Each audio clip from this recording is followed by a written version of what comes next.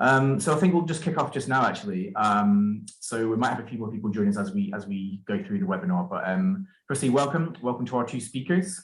We're really delighted to really kick off this conversation in many ways about building connections, building bridges between the social enterprise movement, wider third sector and trade unions. I think it's a really, really interesting and important topic and very unexplored, I think. So hopefully we can help be a catalyst as part of that process.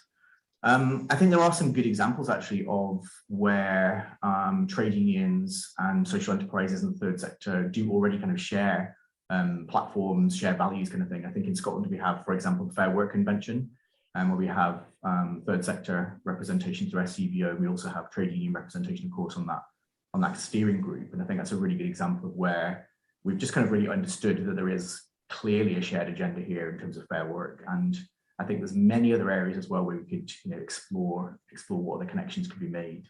And I think this is part of our, I suppose, our wider kind of movement as well towards, exploring shared values. We have had a few webinars previously about shared values with other different sectors as well.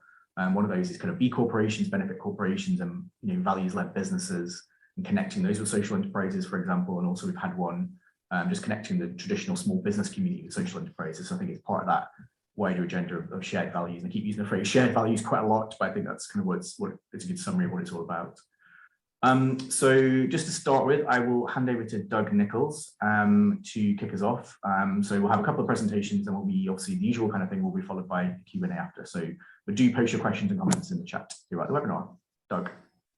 Okay, thanks very much, Duncan. And thanks everyone for joining us for what we think at the GFTU, the General Federation of Trade Unions, is an important new discussion to start developing. So firstly for me, just to locate myself a little bit and also our organisation, and then go on to just put out a couple of points for hopefully some discussion. I started working life as a community worker in a community centre in the most hard up neighbourhood in Coventry in the early 80s. And it was a community centre that had been built in that area, like many around the country, by groups of local residents who included very experienced trade unionists.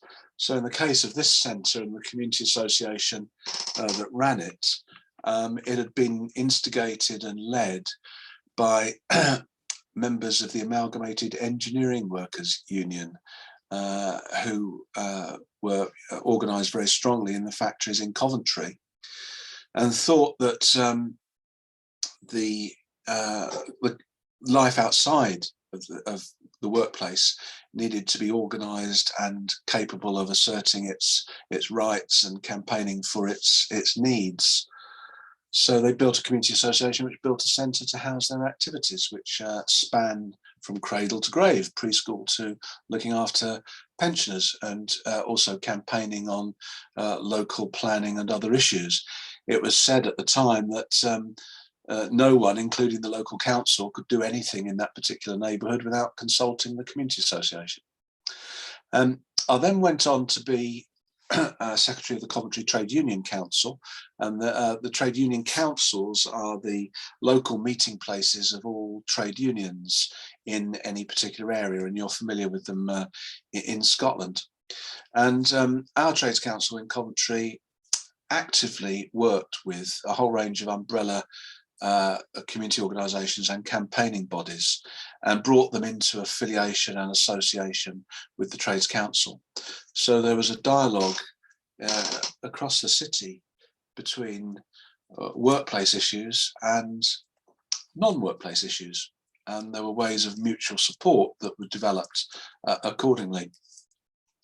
And I then went on to be General Secretary of the Community and Youth Workers Union, which is a full-time national trade union post.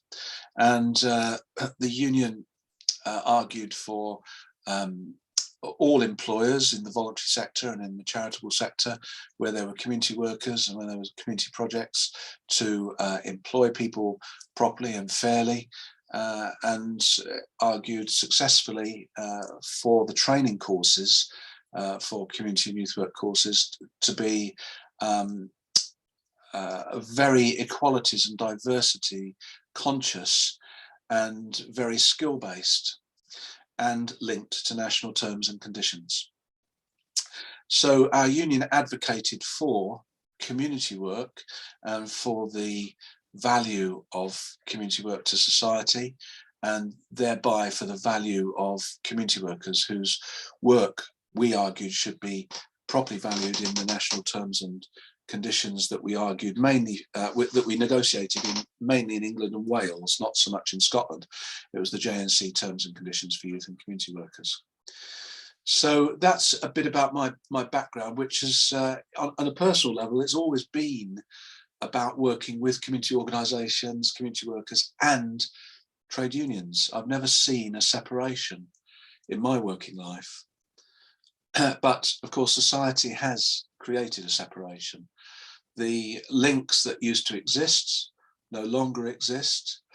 The 2010 cuts, which George Osborne signed off very quickly in that drastic austerity budget, led to the demise of many infrastructure organisations for community work, and of course the direct ending of many valuable community work projects, because most have been one way or the other dependent on government funding. So as I have seen it in my lifetime, civil society has been fractured and fragmented. And the biggest fracture lines, in my view, are between trade unions organising in the workplace and, of course, as we'll hear from CIDRA, and as we know from many unions, also working in the community, but by and large, organisations that have the legal entitlements to negotiate for improvements in the workplace, on the one hand, and then community organisations, of whom there are many, many more than trade unions, fighting for the same kind of social justice, democratically accountable positions outside of the workplace. And that fracture line, I think we've got to a point in history where we've got to do something about mending it, as the title of this webinar says, trying to build some bridges to bring folks back together in more and new creative relationships. So the General Federation of Trade Unions, which is now 120 years old and has been predominantly for skill-based niche unions, which form the majority of the British trade union movement, by the way, originally mainly from unions in industry and in factories, many from Scotland. I can recall the Scottish Lace Workers Union, for example, and very niche unions based in Scotland. We still have about 4 or so executive members from Scotland. It was created for niche unions in the industrial sector, but its culture changed as industry changed or started to disappear. And it now represents a very broad spectrum of 27 or so unions across the economy. So everyone from footballers and cricketers to steel workers and postal workers, hospital consultants and psychologists and so on. It's a very broad range of professional groups and occupations that have joined the GFTU. We run a lot of our work predominantly in the education sphere, where we provide education courses and events and qualifications around workplace organising, but a whole host of other things as well, like history, economics, and political systems and so on. We run our education and a range of other activities through a charity.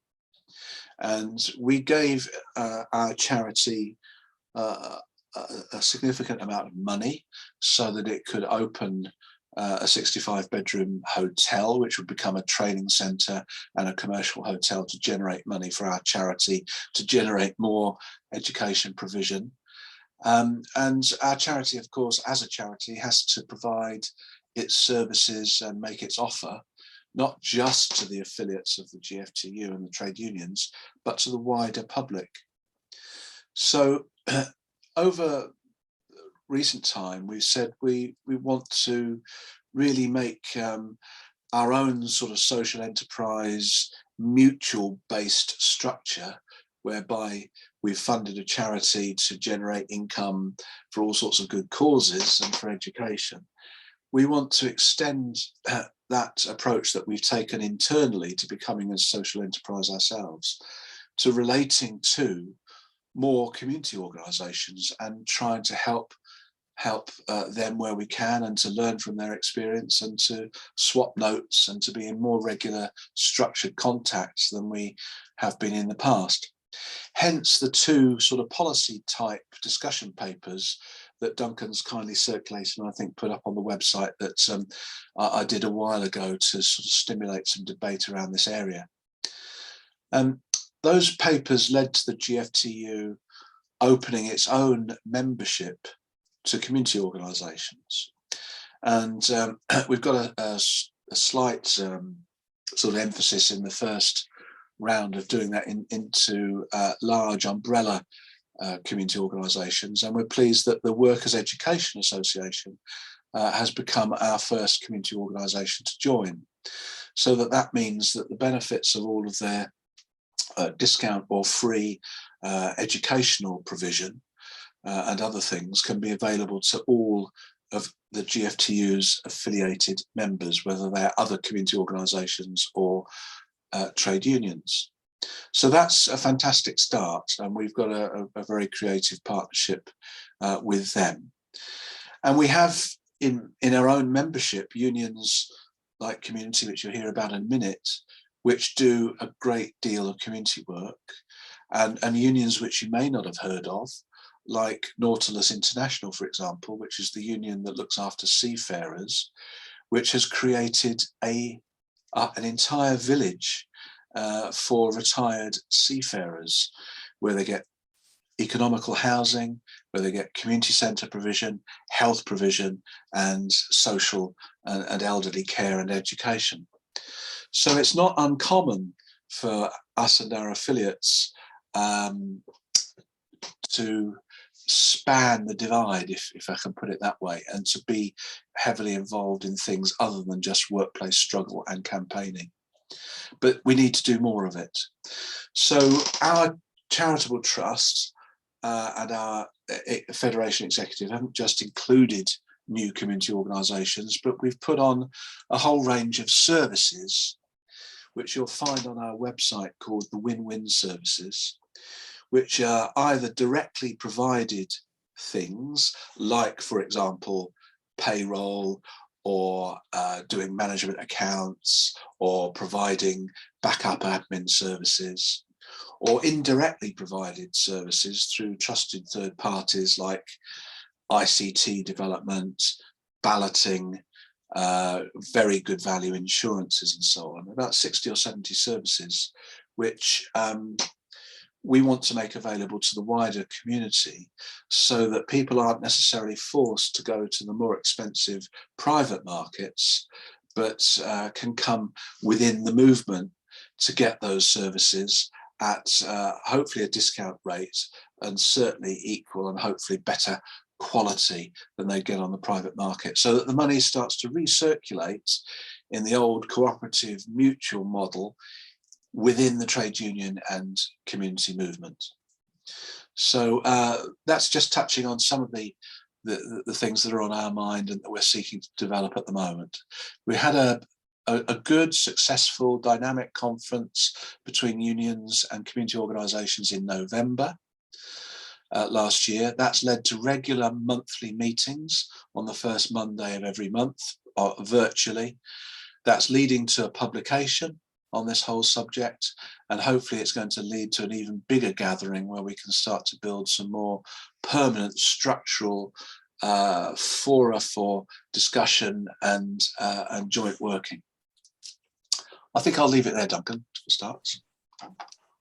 That's great, thanks, Doug. It's a really, really good summary there, I think, and there's a lot of activity already happening and a lot of overlap, a lot of shared values that we can identify quite easily, to be honest. So I'll just hand over now to Sidra from the Community Trade Union. Good morning, everyone. I'm Sidra Nisa. I'm the head of Community Learn for Community Union. We're a union that covers all sectors, so our members come from a range of workplaces, including the third sector. At Community, we actually are creating community dimension and developing a series of ways that we can work with communities to build mutually supportive strategies. But the whole reason this work is taking place is because we recognise that the way we live and work is changing, and relationships between unions and community organisations are an important feature of current strategies for union renewal. So if we look on a broader scale, the relationships between communities, what we're actually trying to do is recognise that there's a series of events that are taking place that are changing union density. So, for example, if we talk about automation, climate change, they're all narrowing the capacity for traditional forms of union action. Thus, there's a demand for union renewal, and the role of community unionism comes into force. We're currently in early stages. We've recently developed a new project. It's actually called In Your Community.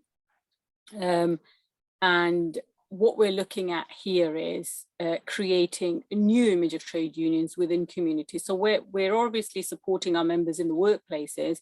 We're wanting to expand into where they actually live in the communities where they live, and how we can improve those as well. And the whole ethos behind this is to give people a better quality of life. So in the workplaces, we're helping people with workplace issues, but we're now looking at expanding that into where people live and seeing how we can help them. And it's not about what is important for us or what is our strategy. We're looking at what is important for people, for organizations that are in the third sector, and how we can develop mutual strategies to achieve those goals.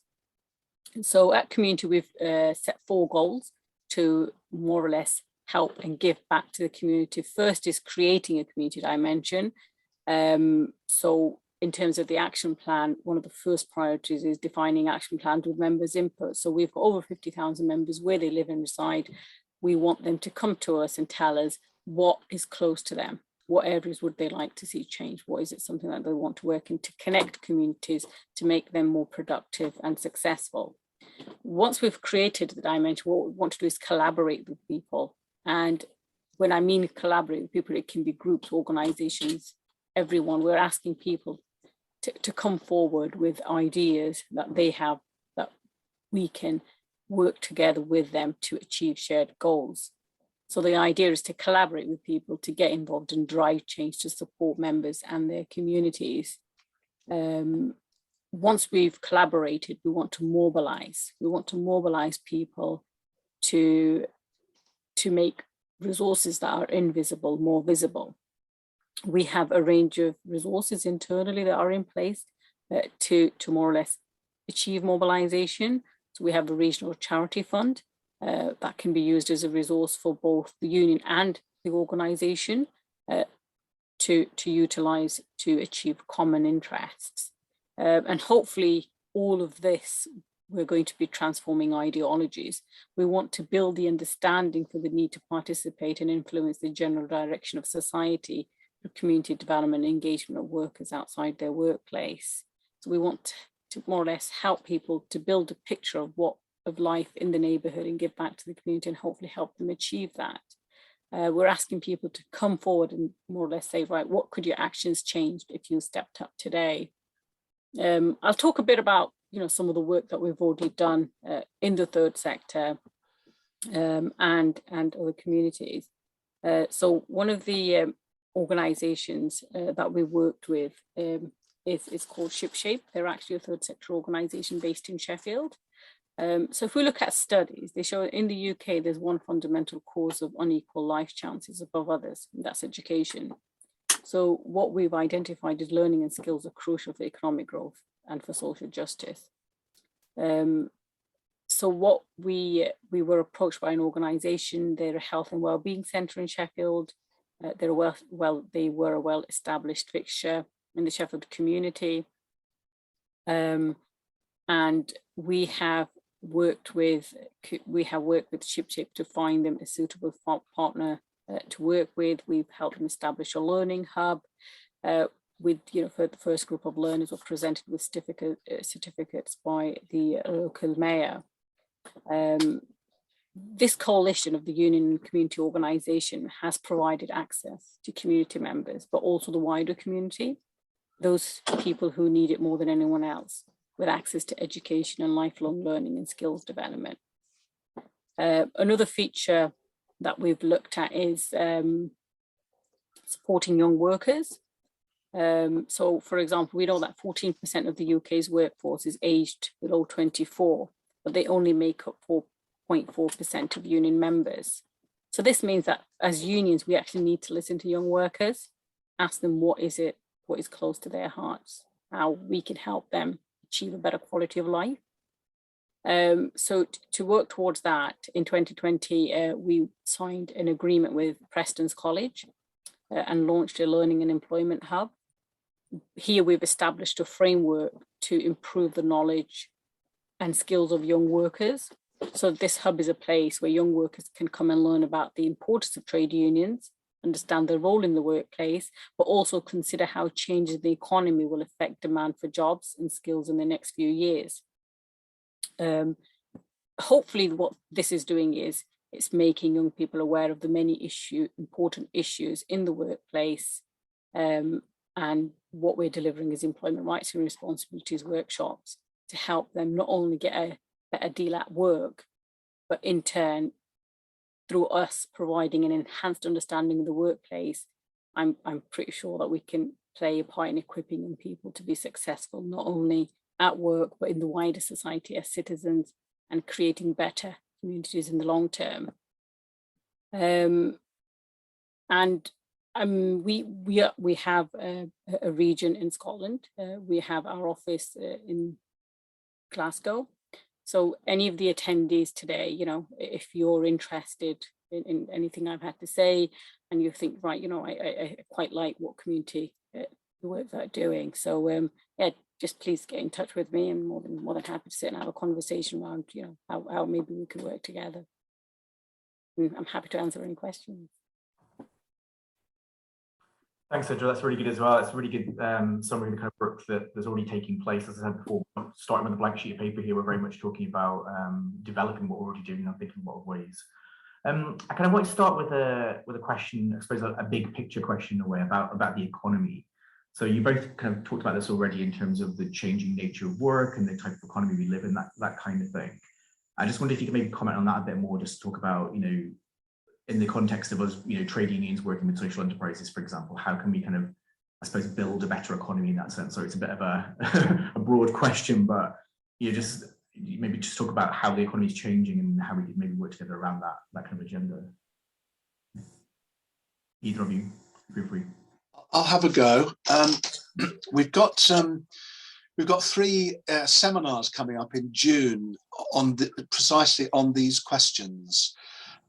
We've invited Larry Elliott, the economics editor from The Guardian, Professor Lapavitsas from SOAS, University of London, and Grace Blakely, who's written the very interesting book Stolen, to take us through 3 seminars looking at the cause and solution to the cost of living crisis, to look at alternatives to the dominance of the financial sector, and to look at rebuilding the real economy.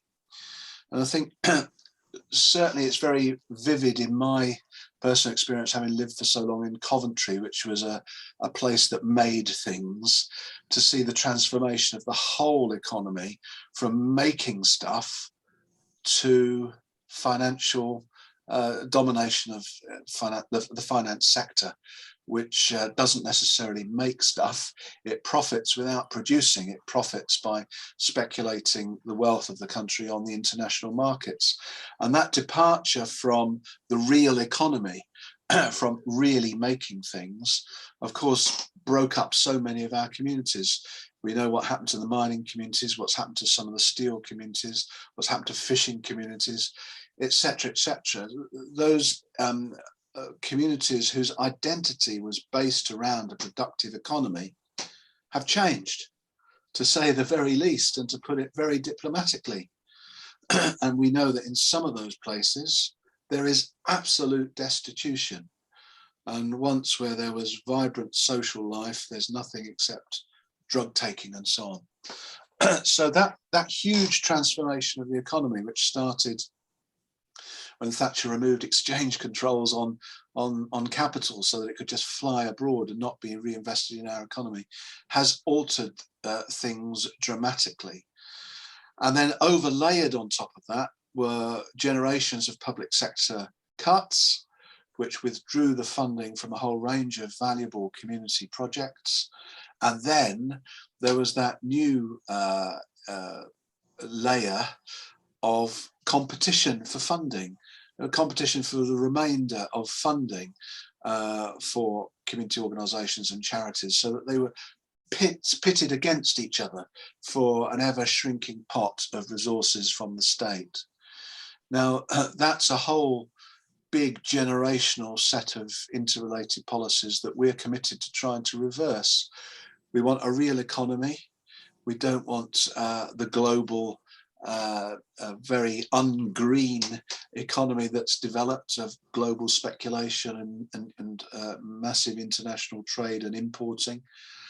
We want a resurrection of public services, and we want to end the privatisation, which leads to competition between valuable projects bringing life to so many areas of the world. So that's a big debate that we're part of at the moment, and that was very much part of the conference we had in November about seeking a vision across the sectors within civil society for a more mutual, cooperative, real economy based situation with full employment and vibrant public services.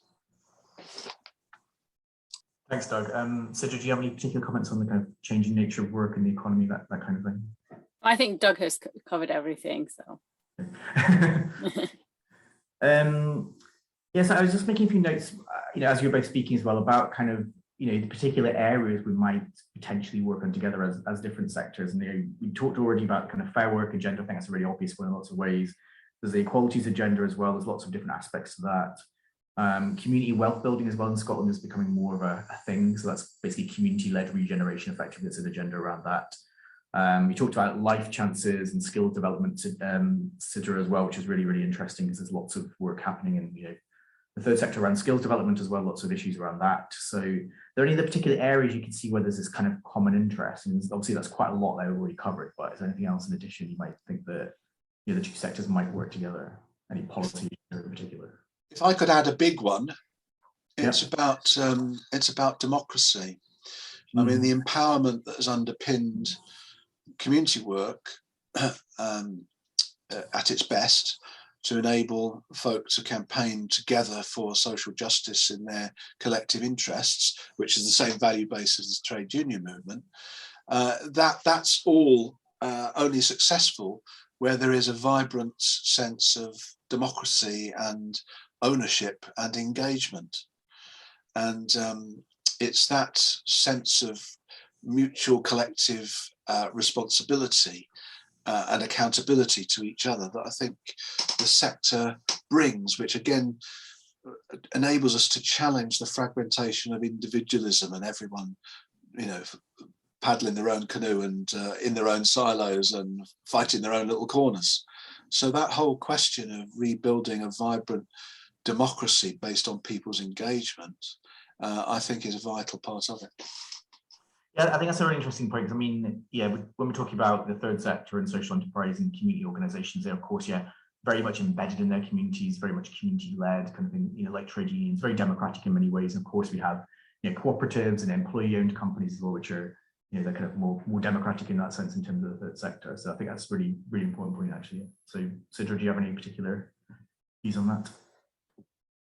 No, I mean, we've as a union, I think one of the points is important for us, and I should mention it, is that we've actually rapidly grown our membership within the third sector.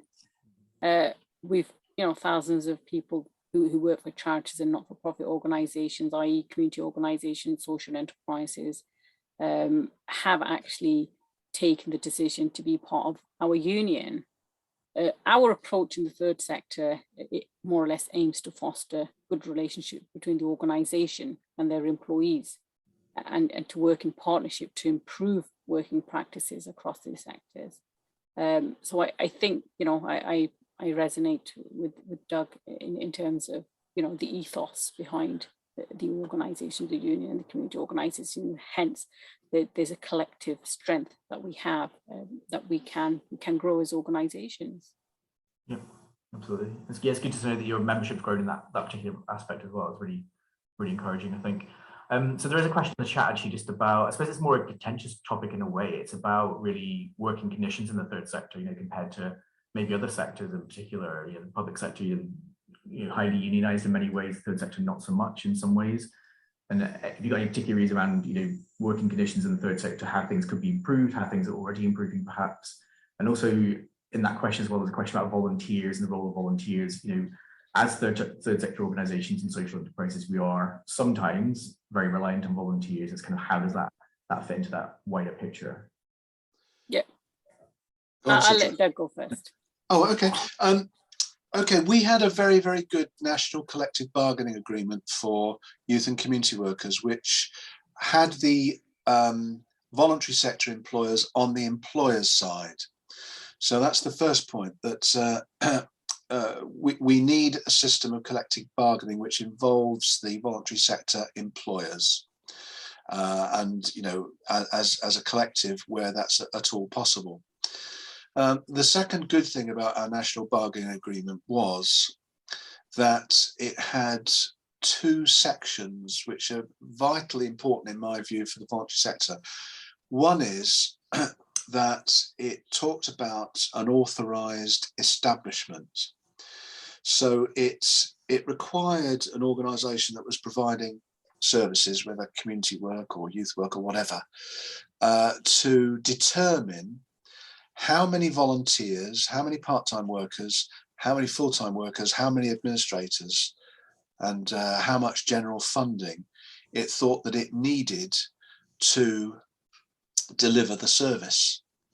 So it established the benchmarks so that there couldn't be an over-reliance and exploitation of volunteers, but there would be also a clear professional engagement as well.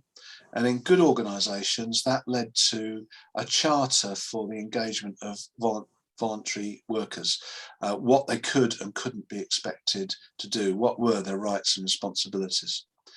And then the second element was that actually in the grading criteria for full-time staff, their work with volunteers could be valued and could be graded, so that, you know, crudely speaking, if you were engaged to develop and train and support and mentor 100 volunteers, you would get more money than if you were engaged to, say, involve 10 volunteers.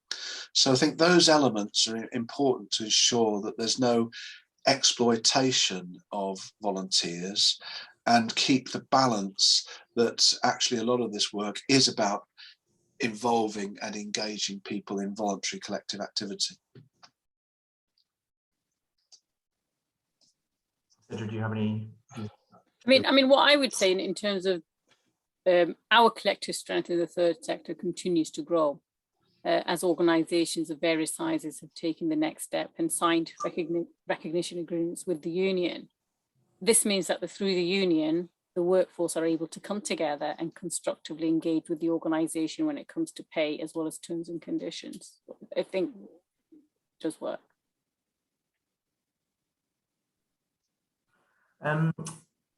It's really good. Sorry, I'm just trying to look at my notes here. Sorry.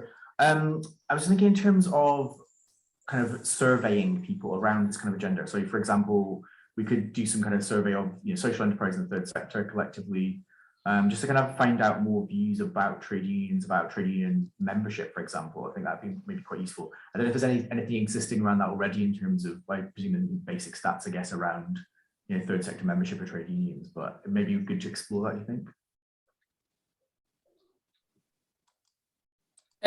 I don't have any figures with me as such, but in terms of some of the work that we're actually going to be doing, we will be collecting the data on that. And maybe I would be able to share some more information in due course. Yeah, useful to know. I haven't got any up-to-date stats, but about 10 years ago, all the reports said that there are about 750,000 people working in community organisations, mainly full-time. Now, I thought that would have been reduced by the scale of the cuts that have taken place. But the latest stats that I've looked at, in fact, suggest that it's increased. There's about 850,000. Now, I don't know the current claimed membership of Unison, Unite and Community within this sector, but certainly when I worked trying to organise within the sector for Unite, the level of union density across the sector as a whole was reflective of the general economy. So it was about 20% unionised workers in the sector. So there's a heck of a lot of potential. Absolutely. I think I should have said to start with, join the union if you're not a member of a union. To anybody here, I think it's really important. It's never been more important, I think, in terms of the economic climate. I just want to ask a question about awareness raising and just kind of general awareness about, I suppose, within the trade union movement, about social enterprise in the third sector and its role. I mean, I guess, of course, there are lots of people involved in both types of organisations already in their local communities, but what's the kind of level of awareness like within the trade union movement and within your union around, I suppose, what social enterprises in the third sector do, what they're delivering in their communities, that kind of thing? I think there's very little awareness out there at current, and that's I would base that on the number of conversations I've had with organisations who work in the third sector when I've approached them or we've approached them to build a common ground and work towards a shared strategy. So I would say that the awareness is out there, but it's very little. And internally, in terms of the In Your Community strategy that we're launching now, one of the main goals is increasing awareness, mobilizing access to union offices, whether that's physical, online, because at the moment there seems to be less of that. So for example, if someone was to, you'd be actually surprised, there's a very large proportion of communities and people and third sector organizations who actually don't know what a trade union is and how a trade union can help someone who actually does not work in a workplace. You could say, they're not aware of the range of the benefits and services of a trade union can provide. So I think one of the first tasks is to increase awareness of the important work that trade unions have actually done, what trade unions have actually done for us, and in terms of where we are and the quality of life we have at work. So one of I would say we're more or less starting, and that's going to be one of our key goals, is to increase awareness of how trade unions how they can actually help you in the sectors that you are in outside of traditional workplaces. I think that's a really, really good point. Actually, I should have said that really. It's a two-way street, isn't it? It's about awareness within the third sector and awareness within the trade union. It's kind of both the mutual benefit, I guess. And yeah, as you say, I think a lot of people don't understand that. They don't understand what trade unions do.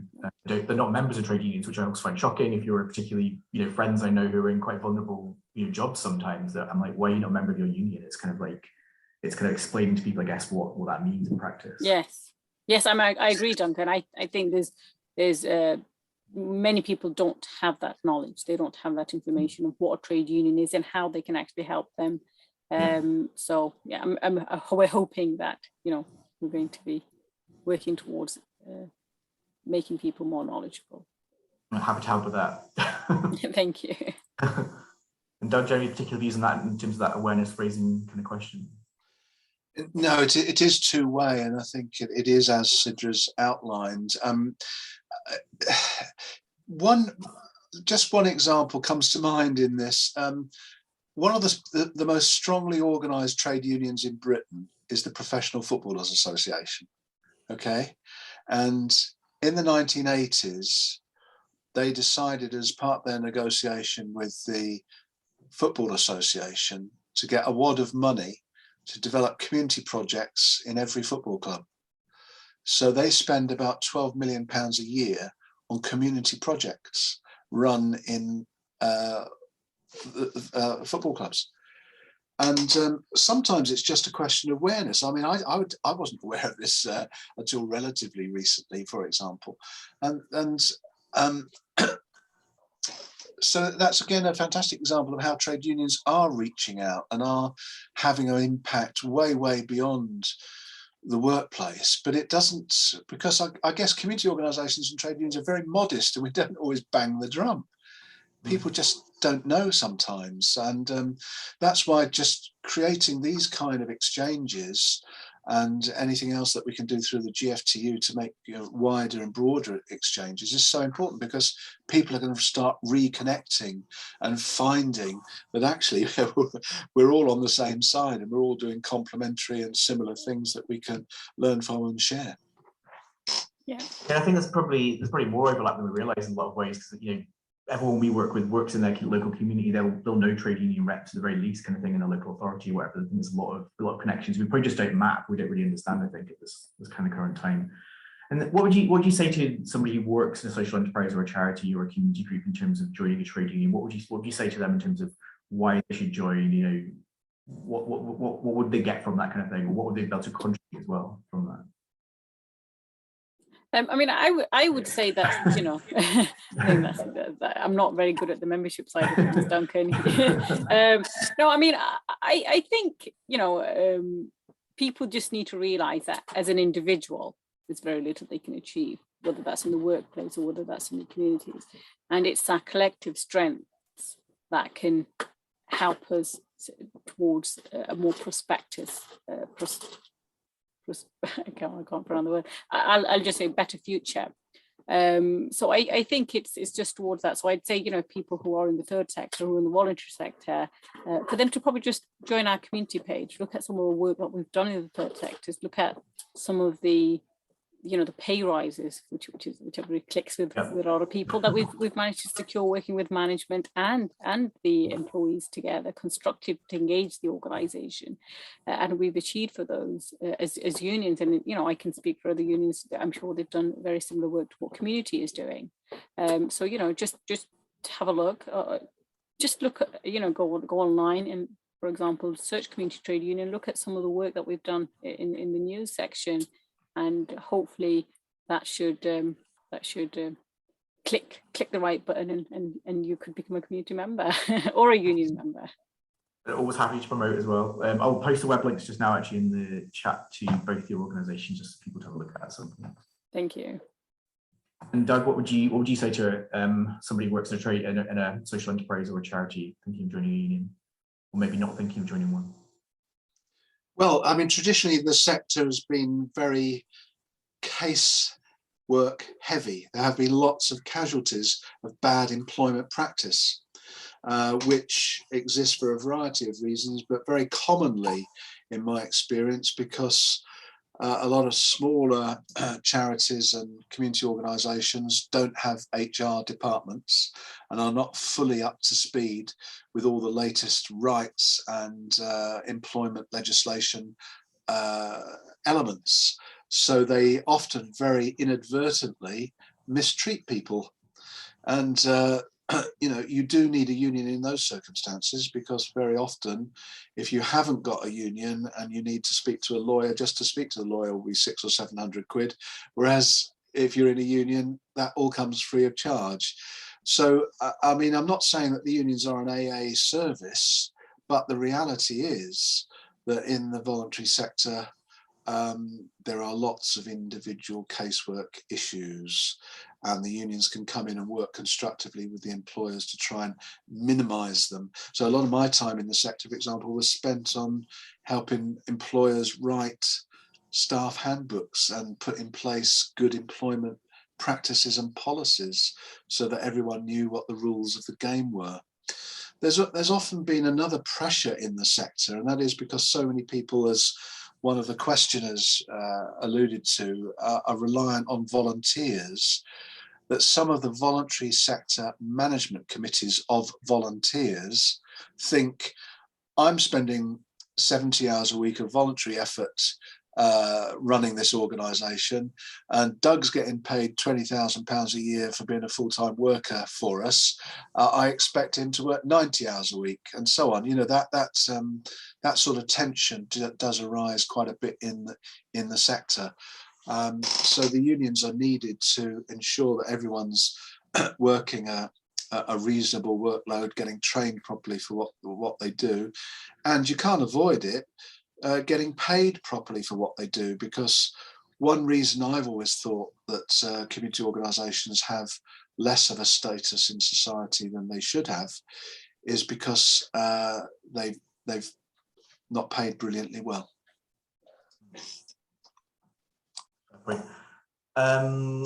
Do either of you have any final comments to make at this stage? I don't think there's any more questions, particularly in the chat. Is there somebody asking a question about the collective agreement that CYPW put in place? Doug, you're muted. Doug, you're muted. Sorry. Sorry, was the question about the JNC agreement for youth and community workers? It says the CYPW put in place.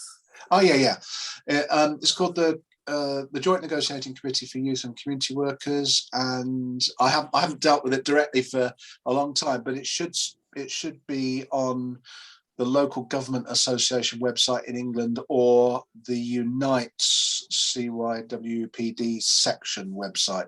If you have difficulties, let me know, and there's someone called Kerry Jenkins who can get it to you. So that's good. So yeah, I think we can probably wrap up just now. I don't think there's any more questions, but if either of you got any final comments to make, I'd be happy to hear them. No, thank you for inviting me. I think it's quite good for us to have these type of conversations to increase raise awareness more or less, and develop partnerships to build community development work. Absolutely. Please send me your emails if you're not on our email list. I'm just doug@gftu.org.uk. We are sending out a regular mailing to community organisations, and as I say, we're having monthly meetings about this whole subject. So if you want to be part of that, just send me your details and we'll add you. And Brilliant. Thanks a lot for the opportunity. That's okay. So what we'll do is we'll send out some information to attendees after the event as well. So we'll send your contact details if that's okay for both of you, and various bits and pieces as well. So we can, and anything you've got to send, you want to send to our members as well, of course, you can, we can happily promote that as well in our weekly magazine. So thanks to both of you. I think that's a really, really genuinely interesting conversation, a really, really valuable conversation to have. And again, we are really keen on exploring this agenda more, really building those links a bit better, building that kind of solidarity between the different sectors, and just for our mutual benefit. I think it's really important. So thanks to our attendees for coming on today, for your questions. And if you do have any questions after this session, please do get in touch with me for speakers or attendees. I'm happy to help provide information, etc. So, but thank you very much and have a great day, everybody.